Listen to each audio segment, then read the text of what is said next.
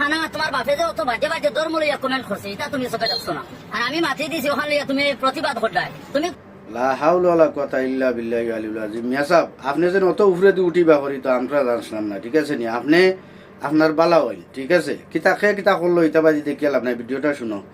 কোন প্রতিবাদ করবা? তুমি ইসলামের বিষয়ে জানো কিতা? যদি মুসলমান হয়ে থাকো আগে গিয়ে বালা বালা মৌলানা হলে দেখাও বলে তোমার বিয়া এখন বৈধ নি, তুমি বৈধ হিসাবে মানে স্ত্রীর লোকের সহবাস করতায় না, তুমি জিনা করতায় দিন গুণা করতায়, তুমি একজন মুসলমান মনে রাখিও খান। আর আমার মুখ কান চলাইও না, তুমি হিতা দেখতা নাই কিন্তু আমার বাজে বাজে খাতরা বাদ বাদ কমেন্ট করছে সারাতা লইয়া। আর তুমি আমার প্রতিবাদও লাগি গেছো আর আসাম পুলিশ আর ওটা কথা খড্ডায় নিজের বাজু ঠিক কর। আমি তো তোরা জানিও না তুই যে মানে একজন মুসলিম মানুষ, তোর নাম শুনি আমি অতদিন ভাবতাম তুই একজন হিন্দু মানুষ, ও তাহলে তোর বিষয়ে কোনোদিনও মাতিছি না। এখন হবে জানলাম তুই মুসলমান, কিন্তু যেটা কাম করতে তুই জিনা করতে এখান বালা জানিস 24 ঘন্টা তুই জিনার গুণা করতে জিনা করতে, তোর বিয়াও বৈধ না। বালা বালা মৌলানা মুসলমান যদি তাকস গিয়া জিকার করিস বাপরে তার মাত শুনো।